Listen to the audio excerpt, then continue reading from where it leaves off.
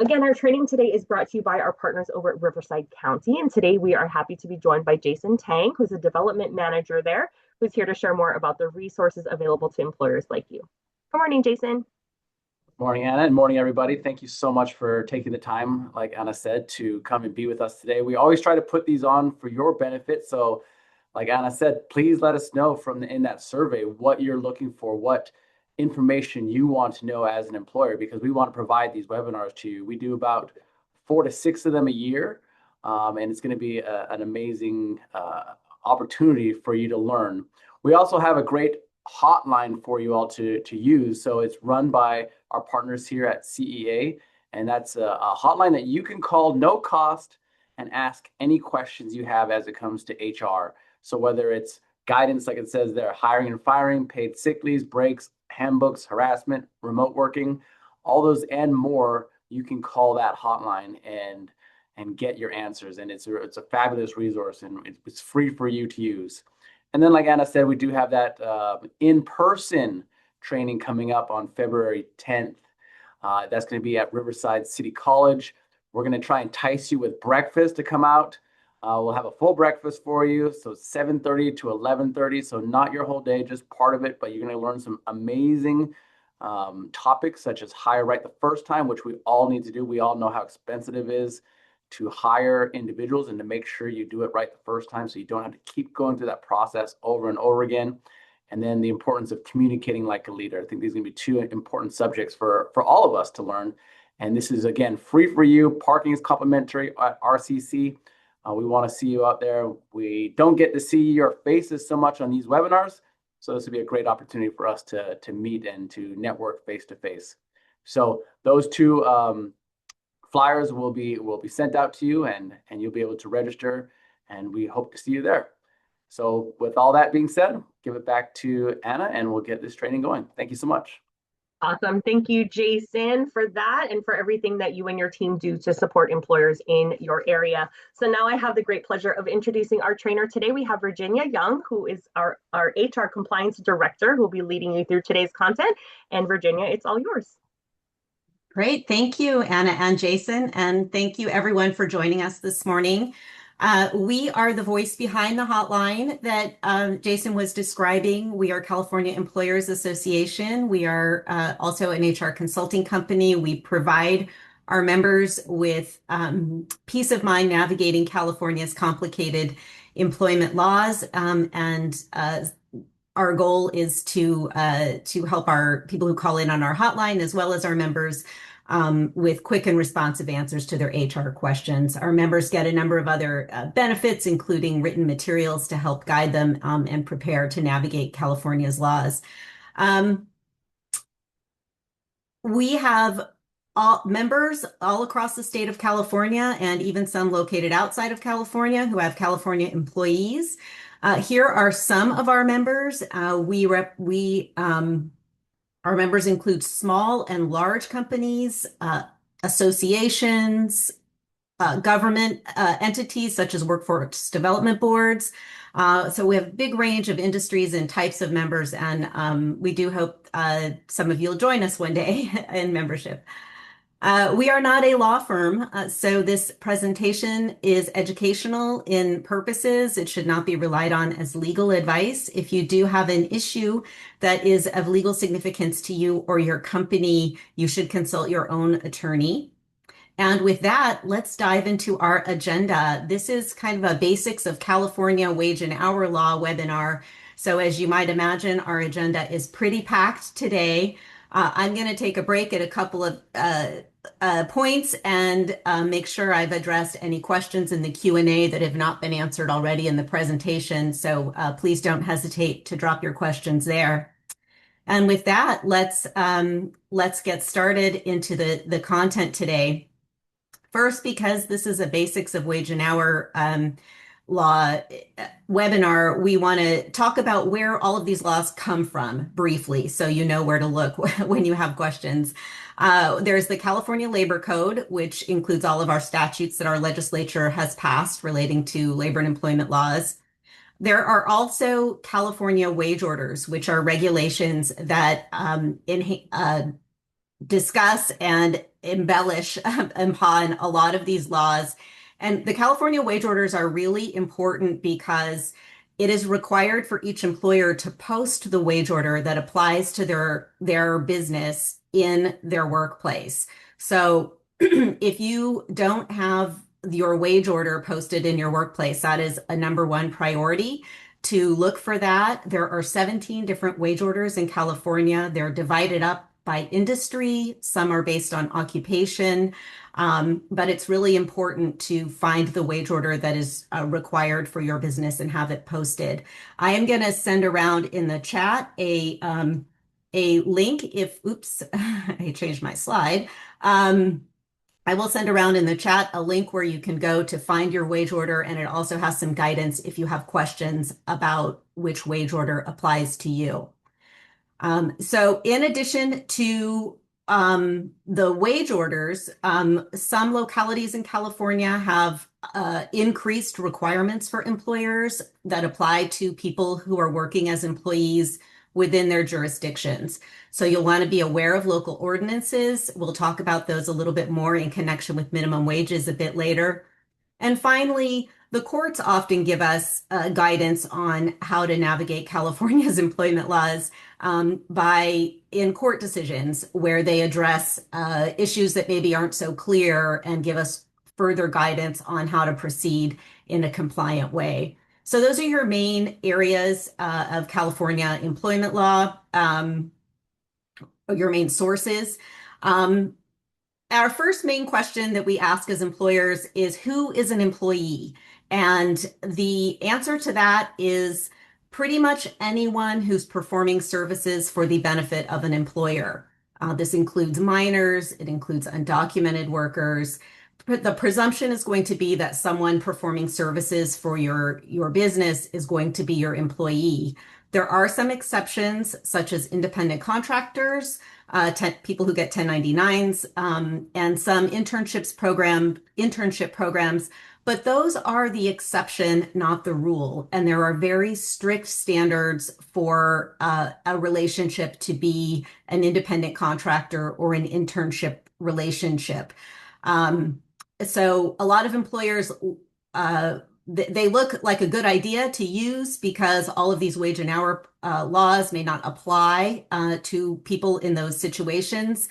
But again, it's the exception and not the rule. So you want to make sure that you consult counsel probably to make sure that your independent contractor and internship relationships where you are not following these wage and hour rules are appropriate. Okay. So once we've decided who all our employees are, we need to classify them as exempt or non-exempt. This is a basic classification that you need to make as to all of your employees, whether they're full-time or part-time or temporary. A non-exempt employee is the default classification, and these are your hourly employees. They must be paid by the hour, get minimum wage for every hour that they work for you. The overtime laws, as well as all of the other wage and hour laws, such as meal and rest breaks and stringent record-keeping requirements, apply to these employees. Some employees who pass a test, actually two tests, can be considered exempt from a lot of these obligations. These exempt employees generally have to pass a duties test, depends on what they're doing in their jobs, and also a minimum salary test. And we will go into those in detail in a minute here. Mostly for these exemptions, the employees paid a flat salary for the skill that they bring to their job. You're not tracking their hours.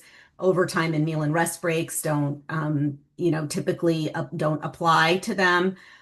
So overall, there's fewer compliance issues. But the risk of classifying someone as exempt is pretty significant. You want to make sure you're correct in your classification, because if all of these wage and hour rules aren't applied because you've mistakenly believed they're exempt, you can see claims for unpaid wages and penalties that can be very expensive. So you want to make sure you get your exemption decision right.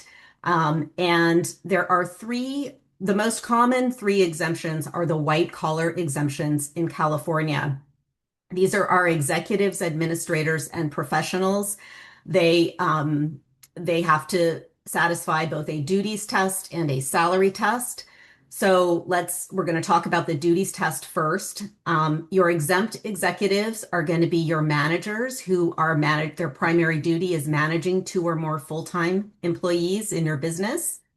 Your exempt administrators would be people whose primary work directly relates not necessarily to producing your product or your service, but to managing your general business operations. So think marketing director, human resources director, financial officer. Those kind of people are performing the duties of an exempt administrator.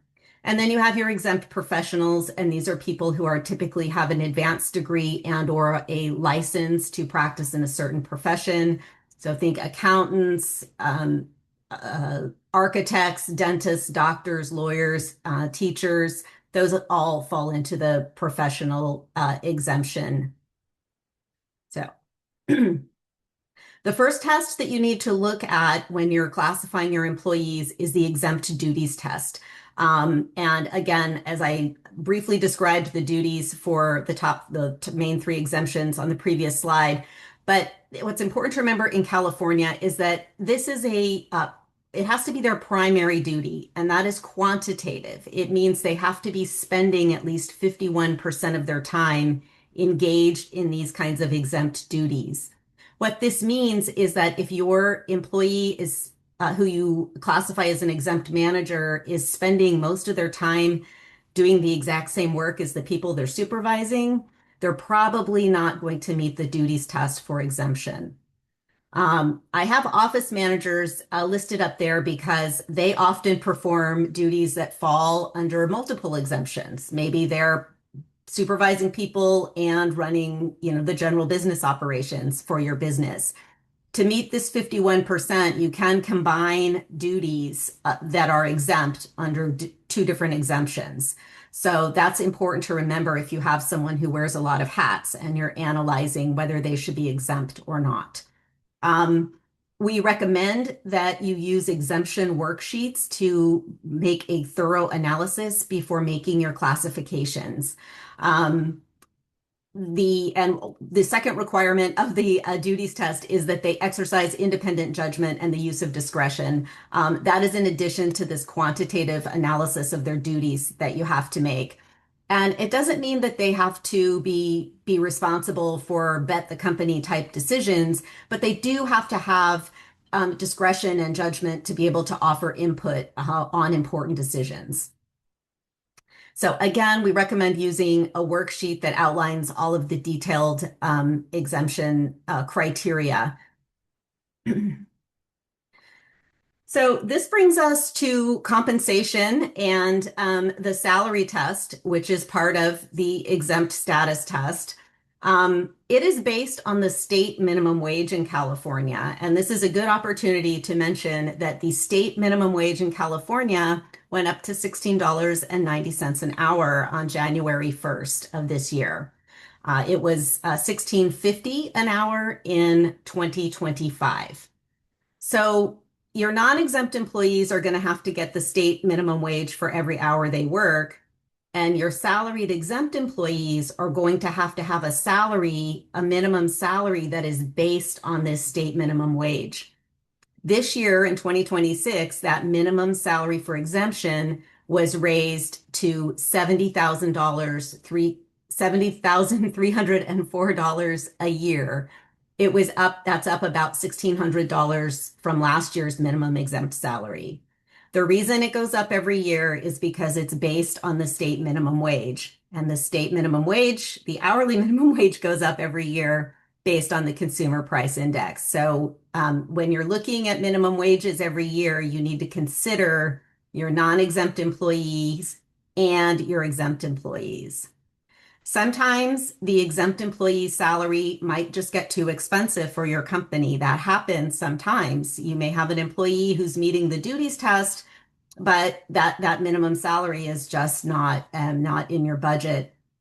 Then those are times when you may want to consider transitioning an exempt employee back to non-exempt or hourly status. This is permissible under the law. You can do that. It sometimes creates employee relations issues. Sometimes exempt employees are not happy about being converted to non-exempt status for a variety of reasons. So it can create an employee relations issue for you. We do have some tips on our exempt to non-exempt employee relations fact sheet that you can access at this bit.ly link here. So that might be, if that is something to consider if you are finding the exempt salary minimum to be too high. I do want to mention before we leave minimum wages that there are two industries in California where the minimum wage is something other than the $16.90 that we looked at on the previous slide. The first one is the fast food minimum wage law, which applies to limited service restaurants that are part of a chain with over 60 locations nationally.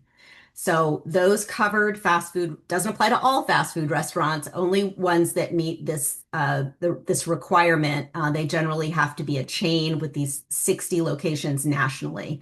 If you are covered by, if your business is covered by the state fast food minimum wage law, the minimum wage for your non-exempt workers has been $20 an hour since April 1, 2024.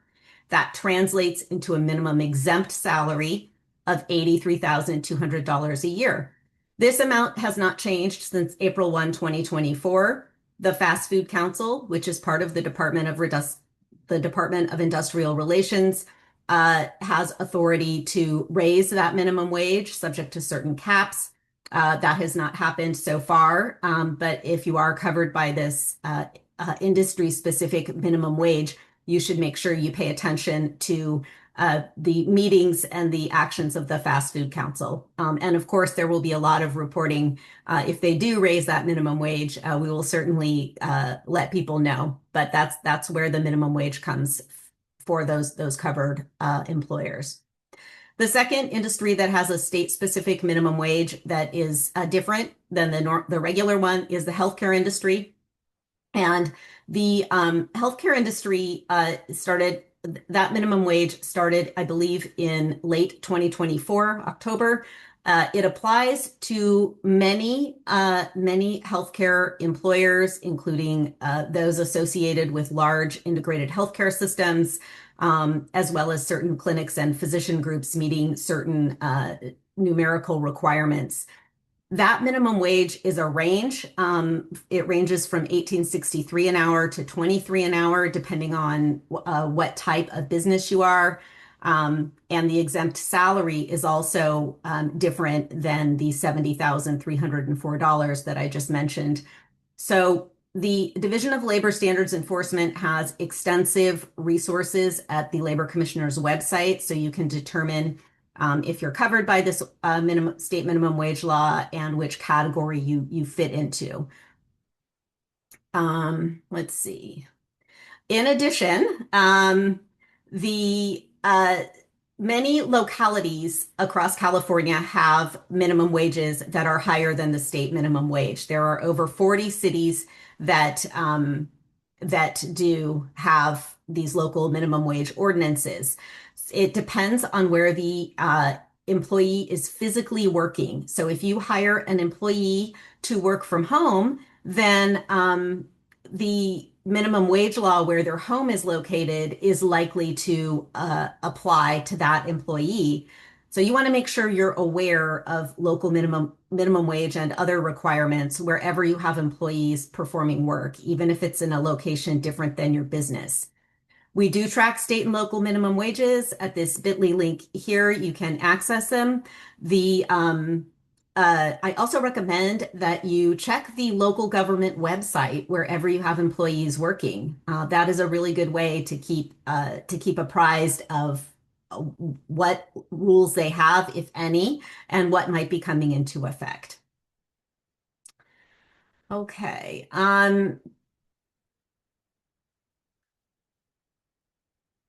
Okay. Going to move on to overtime, which is another important. I don't think we have any open questions in the Q&A right now, so I'll go ahead and cover overtime, which is a major obligation of for your non-exempt employees. And we're going to talk about over the next few minutes how to recognize when overtime occurs and then how to calculate that overtime payment properly. Diving in with respect to when overtime occurs, California requires both daily and weekly overtime. Overtime is required at 1.5 times the regular rate when an employee works over 8 hours in a workday or over 40 in a work week, or for the first 8 hours on the 7th consecutive workday in a work week. Double time, twice the regular rate of pay, is required for work over 12 hours in a workday or after 8 hours on the 7th consecutive day of work in a work week. Now, you've heard a lot of definitions there. You've heard the word work day, work week, and regular rate multiple times in this slide. These are defined terms, and they are important for purposes of your calculations. The work day is a consecutive 24-hour period beginning at the same time each calendar day. If you don't, you can define a work day whatever as it works for your business, as long as it's applied consistently. But if you don't define a work day, it's going to be presumed to be 12 a.m. to 11:59 p.m. each day. This is important because the definition of the workday helps you determine whether an employee has worked daily overtime. So, quick example, if you have a graphic designer who starts on a project at 2:30 in the afternoon and works until 2 o'clock the morning of the next calendar day, what does that mean for her? She's had a continuous work period, right? 2:30 p.m. on one day and 2 a.m. till 2 a.m. the next day. But how much daily overtime is she due for that work period? So you have to look at your workday definition.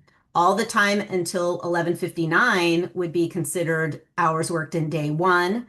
That's clearly going to be over 8. There's going to be some daily overtime there. The 2 hours that she works between midnight and 2 a.m., however, those are in a different workday because of your workday definition. And whether she gets daily overtime for that day or not is going to depend on what she does for the rest of the day. So that's why your workday is important. The definition is important. Work week is similar. It helps you calculate your 7th day and your work week for purposes of over 40 hour overtime. And a work week is 7 consecutive days starting with the same day each week. The presumption is going to be Sunday to Saturday unless you set it differently. So for example, if your work week is Sunday to Saturday and your employee works one Wednesday through the following Wednesday, works every single day, even though they've worked more than 7 days in a row, that's split over 2 work weeks, right? In the same way that the workday hours were split over 2 days. So these definitions are important. It may not seem like a big deal now, but issues come up, especially with non-exempt employees who are working remotely at home, maybe doing their work at odd hours. You may be able, when they performed this work exactly on what time of day and which day of the work week can be important for your overtime liability. The second defined term that came up was the regular rate of pay. And the regular rate of pay is important. That is the figure that you pay your overtime on. Many employers believe that it is always the base hourly rate for the employee. That is often the case, but it's not always true. The base hourly rate is what they get paid, that you've agreed on for them to get paid for every hour worked. But if they get other payments, such as these listed here, and the ones we see most frequently are commissions and non-discretionary bonuses, these additional payments have to be figured into their regular rate. So the regular rate is what gets multiplied by 1.5 or 2 to calculate their overtime. So if you have non-exempt employees who are getting additional compensation, such as commissions or non-discretionary bonuses, their regular rate is going to be higher than their base hourly rate. And that means if you're only paying overtime on the base hourly rate, your overtime payment would be too low, leading to unpaid wages, which can be obviously very problematic, especially if employment terminates. There are significant penalties. So you want to make sure that you get your regular rate right. You want to work with your payroll provider to make sure that they are calculating your overtime correctly and taking account of all payments. You can't assume that they're just going to pick up, they're going to note, oh, they're paying commissions. I better include that in the overtime calculations. I've seen a lot of issues where employers have assumed that their payroll provider is just going to get it right, going to look at the payments and figure out what needs to go into the overtime calculation. I don't think it's reasonable to expect that they're going to pick up on it. You should have a conversation with them and make sure that they are including those payments. Another option, of course, is to just keep it simple and not make these additional payments, but rather just offer a higher base hourly rate instead. That's another option if these calculations seem daunting. We do have a lot of information about the regular rate, including calculation examples in our fact sheets, which you can access or members can access on our website. So that's it for the regular rate. There are certain things are not included in the regular rate. There are some exclusions such as vacation and holiday pay or certain types of purely discretionary bonuses, but you want to be careful because if it isn't a listed exclusion, it needs to be included. Okay, the last thing about overtime is something you've probably heard about in the news recently. The federal HR 1 or One Big Beautiful Bill Act has, touted no tax on overtime and no tax on tips. So we wanted that law, the HR 1 law, had many other tax related and other changes, but we're going to focus on these two issues and how they affect employer obligations as to overtime. So HR 1 establishes an above the line income tax deduction for employees on their federal income taxes for tax years 2025 to 2028. The above the line deductions are for qualified overtime premiums and qualified tips. It's important to employees because it's an above the line deduction, which means that whether they itemize their deductions or not, it's going to be useful to them in calculating their taxes. So your job as an employer, beginning tax year 2026, is going to be to report the qualified overtime and qualified tips that the employee receives on their W-2 form. For 2025, that it's not a requirement that you do that reporting, but the IRS encourages you to help employees and provide them with information to help them figure out the amount of their potential deductions. So the trick here is for qualified overtime is to identify what overtime is actually qualified.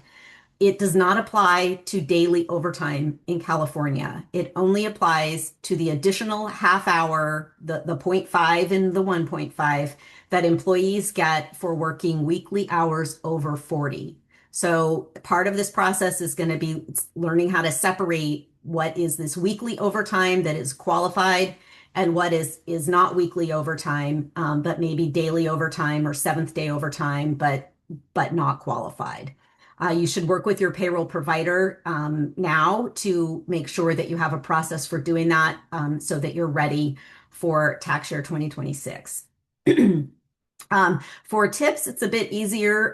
You need to report qualified tips, and tips are qualified if they are earned in one of several, I think maybe 70 occupations that the IRS has identified on this guidance here. There's a bit.ly link on the slide, and I think Anna just put it in the chat. So you can determine whether your employees are in occupations that qualify. So I'm going to take a second and check the Q&A here and see. I don't see any open questions.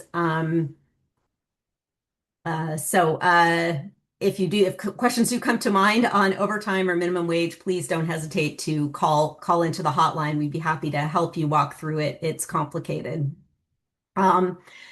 So I'm going to turn now to some California's Equal Pay Act and pay transparency laws.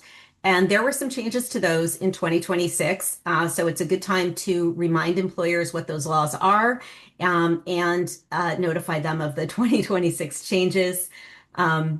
For the Equal Pay Act, this law has been around for a long time in California. It prohibits employers from paying employees of another sex, race, or ethnicity less for substantially similar work. So it's essentially a non-discrimination law relating to pay.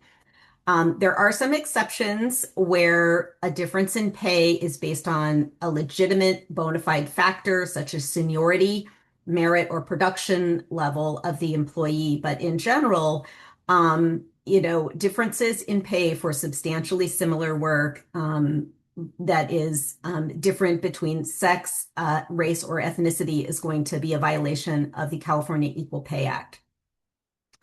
In 2026, the legislature made some changes that you should be aware of. The first change was the law used to prohibit different wages for substantially similar work between members of the opposite sex. They changed the word opposite to another to clarify that the protections of the Equal Pay Act extend to non-binary employees and apply to the concept of gender identity. So that's one change. The second change was to expand the definition of wages. Under the law as amended, wages include many things besides your base hourly rate or salary. It includes, in addition to base hourly rate and salary, it includes access to overtime pay, bonuses, stock options, benefits such as life insurance, vacation and holiday pay, expense reimbursement policies, and benefits like that. So it's not narrowly defined. And when you are evaluating your pay structure for Equal Pay Act purposes, you want to consider your whole compensation package, not just those base rates. And the last changes to the Equal Pay Act relate to timing. The statute of limitations, which is the time period an employee has to bring their case in court after the last time they suffer a violation of the Equal Pay Act, has been extended to 3 years for all claims. Prior to this, the statute of limitations was 2 years.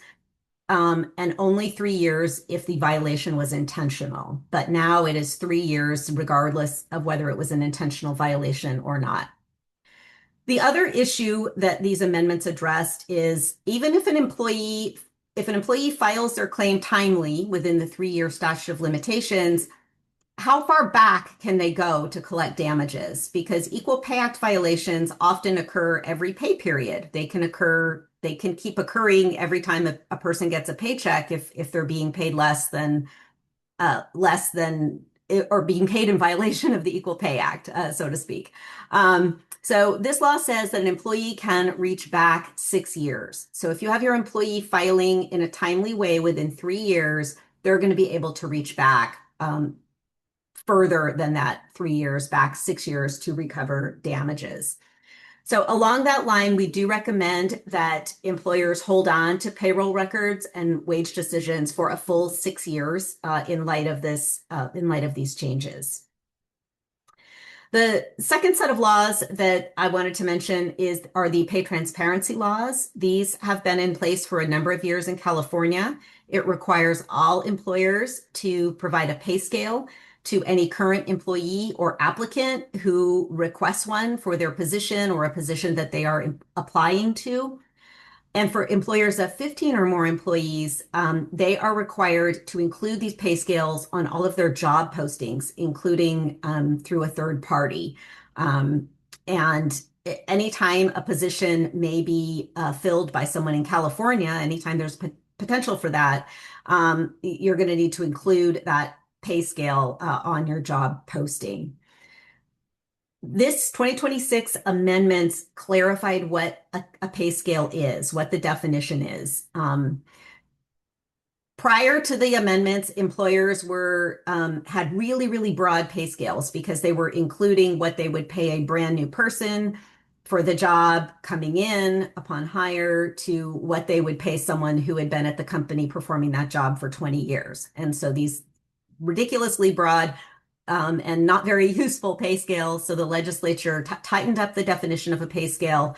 It now means what the employer reasonably and in good faith expects to pay upon hire for the employee. So just the starting range, not the entire range of people who might be employed in that position. So you'll want to look at your pay scales and your job postings and make sure that they are updated in light of this amended definition here.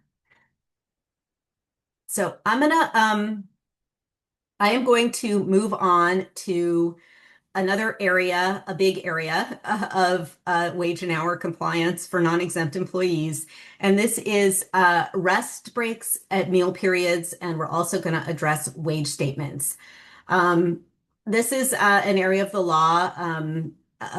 Sometimes we call it the bread and butter of wage and hour requirements. And I think that's because there are so many lawsuits relating to rest breaks and meal breaks. It's important to get these right. So we're going to go over the rules in detail here. So let's jump in and start with rest breaks. Employers must authorize and permit their non-exempt employees to take a paid 10-minute rest break for every 4 hours of work or major fraction thereof. Okay. Rest breaks are paid time. They're on the clock. Employees do not have to clock in and out and in, I should say, for their rest breaks. They should be scheduled in the middle of each work period if practicable, but there are not strict timing requirements on when during the day they are taken.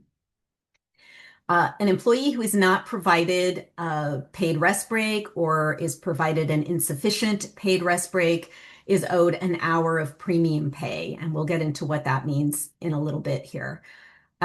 You might wonder what 4 hours or a major fraction thereof means. A lot of people wondered that for many years and how to figure out what that is. And finally, the California Supreme Court analyzed it and came up with the following rules. It means 2 hours, basically 50%. But this chart that California Supreme Court basically gave us guidelines on how many rest breaks a non-exempt employee needs to have to comply with the law. So here it is. If they work 3.5 hours or less during the day, they do not have to have a paid rest break. Over 3.5 to 6 is 1 rest break. Over 6 up to 10 is 2. Over 10 up to 14 is 3. And if you have people working longer than that, you can continue the pattern, but that's an awfully long day. So these are the number of paid rest breaks employees have to have. There are some rules about what these rest breaks have to look like. The employers have to relinquish control completely over their employees during their paid rest breaks. They can't be asked to answer the phone or to find a piece of paper or to help a customer. It has to be, they have to be completely free of the employer's control, and they have to be free to leave the premises during the rest break. Depending on how your business is set up, it might not really be feasible for anyone to leave for 10 minutes and then come back, but you still can't impose a restriction that they can't leave the premises during their rest break. You can require that they be back from their break on time and discipline them for not being back on time. You don't have to work in additional time for them to go to Starbucks if it's far away. But keep that in mind. This development or interpretation of the rest break law, came. It's been a while. It's been several years, but a lot of employer handbooks had requirements that employees had to stay on the premises during their rest breaks in them. So if you have a pretty old handbook or haven't revisited your rest break policy in a while, you will want to look at that.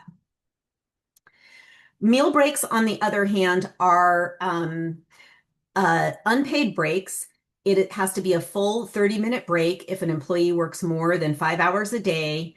It has to, so this chart, if they work more than 5 hours a day, they have to have 1 unpaid 30-minute meal break. If they work over 10 hours a day, they have to have a second 30-minute meal break. There are strict timing requirements for meal breaks for these strict timing requirements do not exist for rest breaks, but for meal breaks, your non-exempt employee has to start their meal break before the end of their 5th hour of work.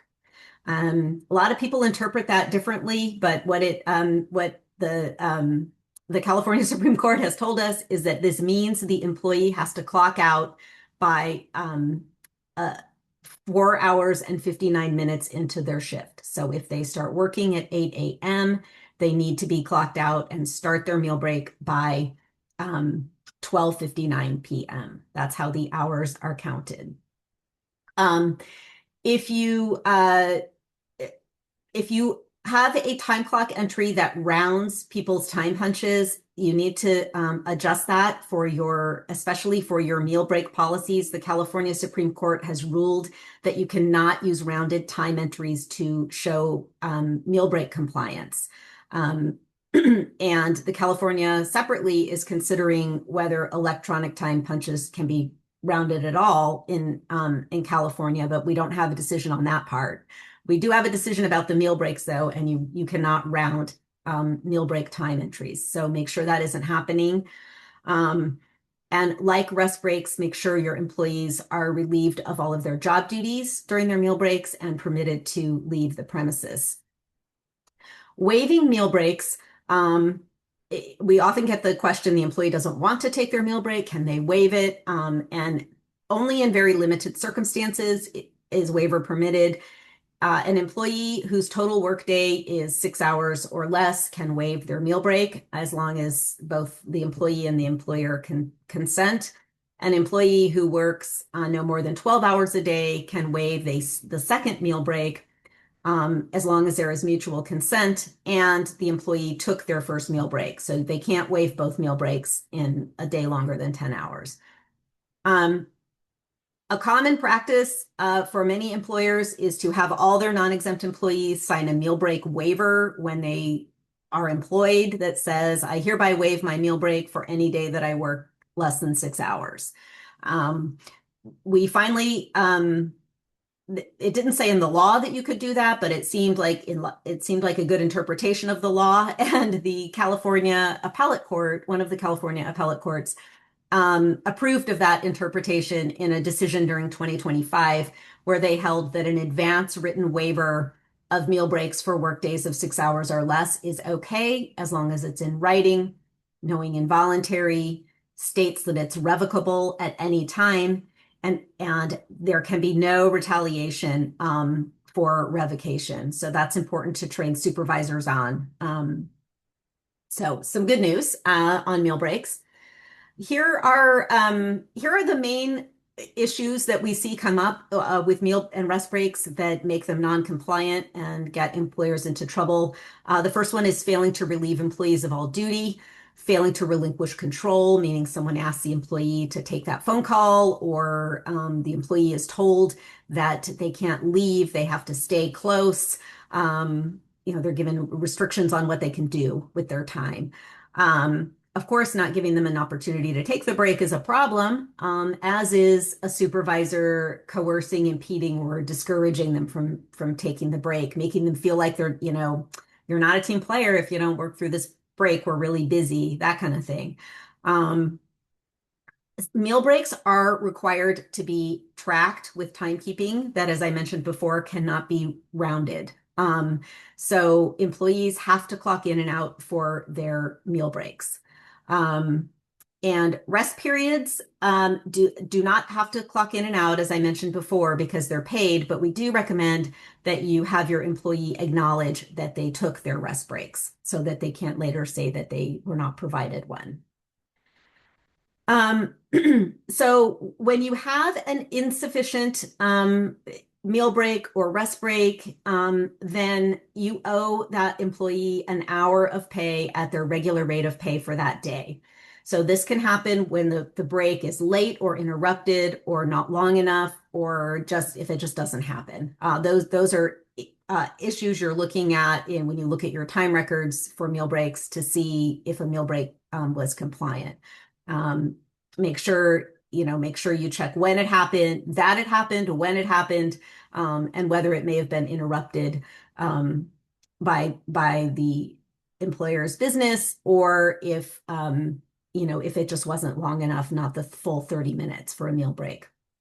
And do remember, if an employee works during their unpaid meal break, they need to be paid for the time they worked in addition to being paid for the meal break, the premium pay, right? So they're two different things. So if an employee works through their meal break, you're paying them for the time they worked, and then the premium pay, the 1 hour premium pay on top of it. A couple things about premium pay obligations. It has to be paid at the regular rate of pay. Remember, back to the overtime section, that may be higher than your basic hourly rate, depending on whether you give other types of payments. It doesn't matter how many meal periods an employee misses during a day or how many rest periods. The employee in one day, if they miss one or both of their meal periods, they're entitled to that 1 hour of premium pay. If they miss one or all of their rest breaks, they're entitled to 1 hour of premium pay for their missed rest breaks. So for each work day, an employer is looking at a possibility of two premium payments, one for meal breaks, one for rest breaks. There could be others if there are violations relating to recovery breaks, such as heat recovery breaks. But for the purposes of meal breaks and rest breaks, it's just one per day of each. Premium pay needs to be included on wage statements. Some employers don't know that, but it does have to be included. It is a wage. And because it is a wage, if there are premium payments that haven't been made at the time employment ends, that can mean your final paycheck is insufficient and lead to waiting time penalties, which are basically the employee's full pay for up to 30 working days. So pretty significant. Okay, any questions? I'm going to open the Q&A. Oh, I see we have one question. If they waive their second meal break, would that fall under overtime for the day? That's a really good question, and I think the answer is that it can, and it most likely, unless you have an alternative work week, somebody working 10 hours a day is going to be in daily overtime.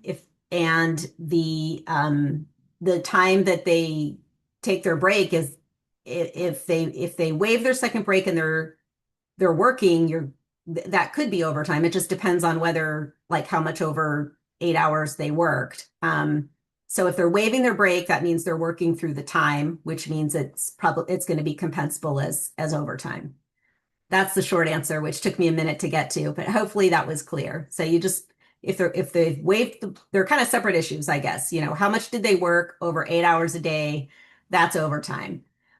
Did they waive their break properly? If they did, they're not entitled to premium pay. But if they didn't waive it properly, they would be entitled to the overtime and the premium pay. Okay, so hopefully I answered your question. If not, feel free to give us a call back. But I think you have to look at the two issues separately.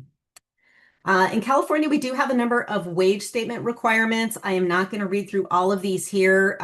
They are in the slide deck, and the ones that people don't necessarily pay attention to that are typically problems, because not having a compliant wage statement can lead to penalties and PAGA claims. But the most common problems I see are not listing paid sick leave balances, and not listing premium pay. We do have this handy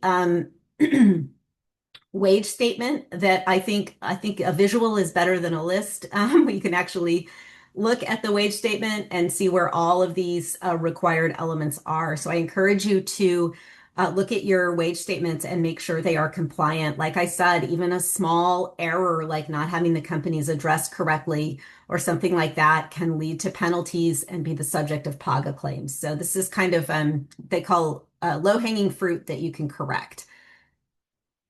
Okay, our final topic for today is business and expense reimbursements. California has a labor code provision that requires employers to reimburse all employees for their necessary expenditures and losses incurred in the discharge of their job. This Generally, the reason behind the law is to keep employers from passing on their costs of doing business to their employees, right? It makes sense. California has a law expressly requiring it. It applies to both exempt and non-exempt employees. You are not required to pay costs that are not necessary or that are not reasonable, right? So you can set some limitations there. Based on reasonability, but you do need to be aware that all expenses you need to consider as reimbursable. The two main issues we get questions on or see problems with are, the first one is the use of personal cell phones. If an employee is using their personal cell phone, either because they're for work, either because they're told to by their supervisor, or they really don't have a choice because the only way to access the timekeeping system is through an app on their phone. Or maybe they weren't told they have to use their phone for work, but the supervisor is just communicating with them via text messages so frequently that it really seems like it's required. They have to respond. Then you're going to have cell phone. Then you're going to have an expense reimbursement issue, and you need to consider that employee is probably going to be entitled to reimbursement for a reasonable percentage of the use of their cell phone for work. This is true even if the employee has an unlimited data plan. An employer might think, oh, they have an unlimited plan. We're really not costing them anything by sending these messages to their phone or making them take calls on their phone. That doesn't matter in California, that you have to reimburse them for a reasonable percentage if they are being required to use their phone for work. So how do you do this? Well, one way would be to have everyone turn in their cell phone bills every month and highlight their business calls and messages. Another way is to determine a reasonable monthly stipend based on current costs, what you think, reasonably believe the employee will be, the amount you reasonably believe they will be using their cell phone, and determine what that is. And then you want to have that in writing with the employee, and you want that writing to include the statement that if for some reason the stipend does not cover all of their work-related expenses for the phone, all they have to do is submit their bill with the additional charges highlighted so that they can be reimbursed the appropriate amount. Okay. The second area where we get some questions on expenses are personal vehicle expenses. And employees who use their personal vehicles for work, and by that I don't mean commuting to and from work, from home to work, work to home. I mean using their vehicles to drive around during the day, to run errands, or to go to different customer or client sites, or driving out of town to attend a company meeting or function. Those kinds of things. When they're using their personal vehicles for work, they have to be reimbursed for the wear and tear on their vehicle, as well as gas. And this is, there are different ways you can do it as an employer. The Division of Labor Standards Enforcement and the Labor Commissioner has stated that the IRS mileage rate is an acceptable way to do this. So we recommend it. It is accepted by the Labor Commissioner. It's simple to do. This year, the mileage rate rose to 72.5 cents a mile, up 2.5 cents from last year. The thing to remember about expense reimbursements for mileage and even for the phone use is that the expense reimbursement is only for the wear and tear on the employee's property, the car or the phone. You have to pay for a non-exempt employee's time working separately at the minimum hourly wage, right? So if they go on a long trip for you and you pay them their mileage reimbursement, that's great. You've reimbursed their expense, but if they're non-exempt and they're driving somewhere on business, that's hours worked and they need to be paid for that time. That's easy to forget. to lose sight of when you're thinking about business expenses, but we do get that question a lot, so I thought I would highlight it. So before we wrap, I have 2 minutes left. Let's see. Quick, you've probably all heard of PAGA. It is the Private Attorney General Act. It has been the subject of a lot of litigation, costing a lot of money for employers for very small violations of the labor code. PAGA was reformed in 2024. It allows employers the opportunity to take reasonable steps to limit as low as 15% of penalties that would otherwise be incurred if they take reasonable steps and document their reasonable steps to comply. Reasonable steps include payroll audits, taking action in response to them, having lawful written wage and hour policies, training their supervisors to comply with them, and taking corrective action against supervisors who don't. So it's really important to take advantage of. We do have a wage and hour audit package that can help you with this. If you already have a PAGA notice, you should be working with your counsel to deal with these reasonable steps and figure out how to do that. Just to sum up, ensure your minimum wage rates, including exempt salaries, are up to par, and do look at those reasonable steps in light of PAGA reform. Again, consult your counsel if you've already gotten notice that you have a PAGA claim. We're right on time here. Sorry, Anna. Thank you to Riverside for sponsoring this webinar, and I'm going to turn it over to Anna, who has just a word or two about the survey. Thanks for your patience. All good. That was a lot of information in less than an hour. So you had a big task, and we appreciate you packing that full of so much information. Just really quickly, as we send you off to the rest of your day, I do really want to encourage you all to either click on the link that I just dropped into the chat. And I know I've been fast and furious with lots of links for you all, but wanted to make sure you had all your resources. But that final link I dropped in was that survey. That helps us continue to help you, as well as our partners over at Riverside County. So you can click on that link or scan that QR code that's on the screen right now. And that allows you to just share your feedback, what you liked, what you'd like to see next time. There's a piece about suggesting topics that you'd like to see in the future. So that really helps us meet you where you are. And then I did drop a link again, if you happen to join late and missed it at the top of the hour. Really want to encourage you to check out that February 10th in-person complimentary event. It's the Riverside County Employer Workshop. So there'll be things on both compliance and leadership and everything in between. Jason promised breakfast, so it's going to be a great day. Jason, did you have any more words for everyone before we let them off to the rest of their day? No, that was a lot. And thank you so much, Virginia and Anna and everybody. Really appreciate everyone coming today. So thank you. Perfect. And again, if you're like me, then my questions don't come till after, as I'm really digesting the information. So that is the whole beauty of that complimentary HR hotline, is you can call anytime between 8 a.m. to 5 p.m. Monday through Friday. We are more than happy to work with you on getting the resources that you need to move forward with confidence. So with that, I want to say thank you again to Virginia for sharing your time and expertise. Thank you, Jason, and your team for